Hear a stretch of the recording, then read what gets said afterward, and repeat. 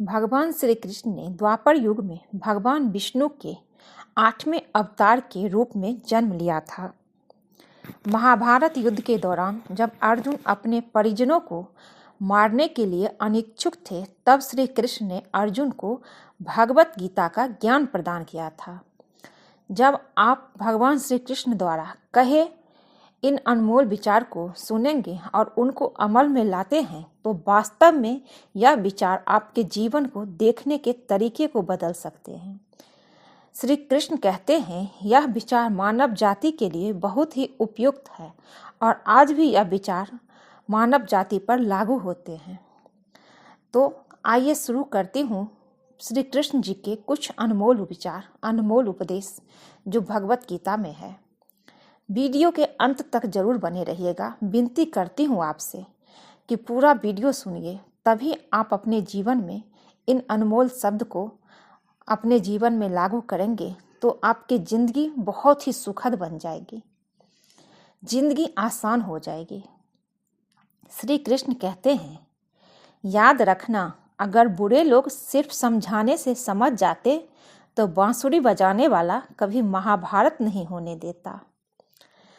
जिंदगी में कभी भी अपने किसी हुनर पर घमंड मत करना, क्योंकि पत्थर जब पानी में गिरता है तो अपने ही वजन से डूब जाता है।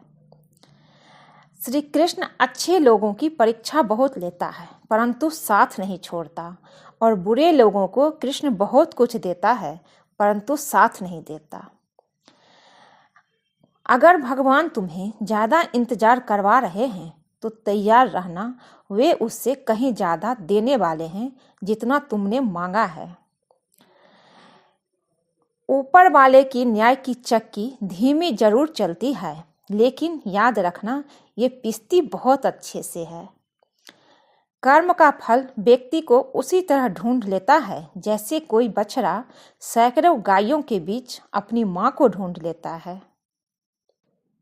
इतिहास कहता है कि कल सुख था, विज्ञान कहता है कि कल सुख होगा, लेकिन धर्म कहता है कि अगर मन सच्चा और दिल अच्छा है तो हर रोज सुख होगा।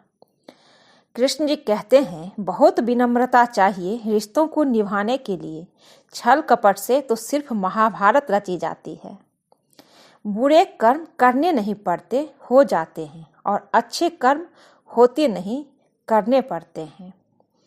जिंदगी में दो लोगों का होना बहुत जरूरी है। एक कृष्ण जो ना लड़े फिर भी जीत पक्की कर दे, और दूसरा कर्ण जो हार सामने हो फिर भी साथ ना छोड़े। अज्ञानी व्यक्ति स्वयं के लाभ के लिए कार्य करते हैं, जबकि बुद्धिमान लोग विश्व कल्याण के लिए कार्य करते हैं। आपके मन को अगर आपने बस में नहीं करेंगे, आपके मन को अगर अपने बस में नहीं करेंगे तो वो आपके दुश्मन की तरह काम करना शुरू कर देगा। अहंकार करने पर इंसान की प्रतिष्ठा, वंश और वैभव तीनों ही चले जाते हैं। विश्वास ना हो तो रावण, कौरव और कंस का अंत देख लीजिए। तू करता वही है जो तू चाहता है, होता वही है जो मैं चाहता हूँ। तू वही कर जो मैं चाहता हूँ, फिर होगा वही जो तू चाहता है, कृष्ण कहते हैं। कृष्ण कहते हैं, इंसान गलत कार्य करते समय दाएं बाएं, आगे पीछे चारों तरफ देखता है, बस ऊपर देखना भूल जाता है। क्रोध से भ्रम पैदा होता है, भ्रम से बुद्धि व्यग्र होती है, जब बुद्धि व्यग्र होती है तब तर्क नष्ट हो जाता है, जब तर्क नष्ट हो जाता है तब व्यक्ति का पतन हो जाता है।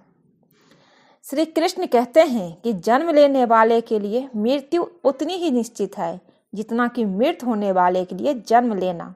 इसलिए जो अप्रिय है उस पर शोक मत करो। हद से ज़्यादा सीधा साधा होना भी ठीक नहीं है, क्योंकि जंगल में सबसे पहले सीधे पेड़ को काटा जाता है और टेढ़े मेढ़े को छोड़ दिया जाता है। जिंदगी में इस रण में खुद ही कृष्ण और खुद ही अर्जुन बनना पड़ता है। रोज अपना ही सारथी बनकर जीवन की महाभारत को लड़ना पड़ता है। भरोसा अगर खुद पर रखो तो ताकत बन जाती है और दूसरों पर रखो तो कमजोरी बन जाती है। आप कब सही थे इसे कोई याद नहीं रखता, लेकिन तुम गलत कब थे ये सब लोग याद रखेंगे। अगर हर किसी के अंदर अपनी ताकत और अपनी कमजोरी होती है। मछली जंगल में दौड़ नहीं सकती और शेर पानी में राजा बन नहीं सकता, इसलिए अहमियत सभी को देनी चाहिए। अच्छी किस्मत के लोग थोड़ा भी बुरा होने पर भगवान को कोसते हैं और बुरे किस्मत के लोग थोड़ा भी अच्छा होने पर भगवान का स्मरण और धन्यवाद करते हैं। कृष्ण कहते हैं, मैं सभी प्राणियों को समान रूप से देखता हूँ। ना मुझे कोई कम प्रिय है ना अधिक, लेकिन जो मेरी प्रेम पूर्वक आराधना करते हैं वो मेरे भीतर रहते हैं और मैं उनके जीवन में आता हूँ। सदैव संदेह करने वाले व्यक्ति के लिए प्रसन्नता न इस लोक में है न ही कहीं और। आत्मा न जन्म लेती है न मरती है, न ही इसे जलाया जा सकता है, न ही पानी से गीला किया जा सकता है। आत्मा अमर है और अविनाशी है। कृष्ण कहते हैं, आत्मा पुराने शरीर को वैसे ही छोड़ देती है जैसे मनुष्य पुराने कपड़े को उतारकर नए कपड़े धारण कर लेता है। कृष्ण जी कहते हैं, मेरे भी कई जन्म हो चुके हैं, तुम्हारे भी कई जन्म हो चुके हैं। ना तो यह मेरा आखिरी जन्म है और ना यह तुम्हारा आखिरी जन्म है। मोहग्रस्त होकर अपने कर्तव्य के रास्ते से हट जाना मूर्खता है, क्योंकि इससे ना तो तुम्हें स्वर्ग की प्राप्ति होगी और ना ही तुम्हारी कीर्ति बढ़ेगी। अगर आप अपना लक्ष्य पाने में नाकामयाब होते हैं, अगर आप अपना लक्ष्य पाने में नाकाम होते हैं तो अपनी रणनीति बदलो, लक्ष्य नहीं। प्रत्येक मनुष्य अपने विश्वास से निर्मित होता है। जैसा वो विश्वास करता है वैसा ही बन जाता है। कृष्ण जी कहते हैं, जिसने मन को जीत लिया है उसने पहले ही परमात्मा को प्राप्त कर लिया है, क्योंकि उसने शांति प्राप्त कर ली है। ऐसे मनुष्य के लिए सुख दुख, सर्दी गर्मी और मान अपमान एक से है। जो दान कर्तव्य समझकर बिना किसी संकोच के किसी जरूरतमंद व्यक्ति को दिया जाए वो सात्विक माना जाता है। ईश्वर, ब्राह्मणों, गुरु, माता पिता जैसे गुरुजन की पूजा करना तथा पवित्रता, सरलता, ब्रह्मचर्य और अहिंसा ही शारीरिक तपस्या है। कृष्ण जी कहते हैं, हे अर्जुन, परमेश्वर प्रत्येक जीव के हृदय में स्थित है। हे अर्जुन, जो बहुत खाता है या कम खाता है, जो ज्यादा सोता है या कम सोता है, वो कभी भी योगी नहीं बन सकता। जो मुझे सब जगह देखता है और सब कुछ मुझ में देखता है, उसके लिए मैं कभी भी अदृश्य नहीं होता हूँ और ना वो मेरे लिए अदृश्य होता है। मैं हर जीव के हृदय में परमात्मा स्वरूप स्थित हूँ। जैसे ही कोई किसी देवता की पूजा करने की इच्छा करता है, मैं उसकी श्रद्धा को स्थिर करता हूँ, जिससे वो उसी देवता की भक्ति कर सके जिसे वो पूजा करना चाहता है। जो महापुरुष मन की सब इच्छाओं को त्याग देता है और अपने आप में ही प्रसन्न रहता है, उसको निश्चल बुद्धि कहते हैं। जो विद्वान होते हैं वो ना तो जीवन के लिए और ना ही मृत्यु के लिए शोक करते हैं। हे अर्जुन, जो जीवन के मूल्य को जानता हो, इससे उच्च लोक की नहीं अपवश्य प्राप्ति होती है। जीवन ना तो भविष्य में है ना अतीत में है, जीवन तो बस इस क्षण में है। खुद को जीवन के योग बनाना ही सफलता और सुख का एकमात्र मार्ग है। हे अर्जुन, जो पुरुष सुख तथा दुख में विचलित नहीं होता, इन दोनों में समभाव रहता है, वो निश्चित रूप से मुक्ति के योग्य है। जिस प्रकार मनुष्य पुराने कपड़े को त्याग कर नए कपड़े धारण करता है, उसी प्रकार आत्मा पुराने तथा व्यर्थ के शरीर को त्याग कर नया भौतिक शरीर धारण करता है। फल की लालसा छोड़कर कर्म करने वाला पुरुष ही अपने जीवन को सफल बनाता है। जो मनुष्य कर्म में अकर्म और अकर्म में कर्म देखता है वो सभी मनुष्यों में बुद्धिमान है और सब प्रकार के कर्मों में प्रवृत्त रहकर भी दिव्य स्थिति में रहता है। अच्छी नीयत से किया गया काम कभी व्यर्थ नहीं जाता और उसका फल आपको जरूर मिलता है। सदैव संदेह करने वाले व्यक्ति के लिए प्रसन्नता ना इस लोक में है और ना ही परलोक में है। गीता में कहा गया है कि कोई भी अपने कर्म से भाग नहीं सकता, कर्म का फल तो भुगतना ही पड़ता है। जो व्यवहार आपको दूसरों से पसंद ना हो, ऐसा व्यवहार आप दूसरों के साथ भी ना करें। शिक्षा और ज्ञान उसी को मिलता है जिसमें जिज्ञासा होती है। मोह उसी का करो जिस पर आपका अधिकार है, जिस पर आपका अधिकार ही नहीं है उसका मोह भी नहीं करना चाहिए। परिवर्तन ही इस संपूर्ण संसार का नियम है, इसलिए व्यक्ति को कभी अपने वर्तमान पर घमंड नहीं करना चाहिए। जो कर्म को फल के लिए करता है वास्तव में ना उसे फल मिलता है और ना ही वो कर्म है। मौन सबसे अच्छा उत्तर है किसी ऐसे व्यक्ति के लिए जो आपके शब्दों को महत्व नहीं देता। जो दान बिना सत्कार के कुपात्र को दिया जाता है वो तमस दान कहलाता है। गीता में कहा गया है कि जो इंसान किसी की कमी को पूरी नहीं करता वो सही अर्थों में महान होता है। मेरा तेरा छोटा बड़ा अपना पराया मन से मिटा दो, फिर सब तुम्हारा है और तुम सबके हो। जीवन ना तो भविष्य में है ना अतीत में है, जीवन तो बस इस क्षण में है। जब इंसान की जरूरत बदल जाती है तब इंसान के बात करने का तरीका बदल जाता है।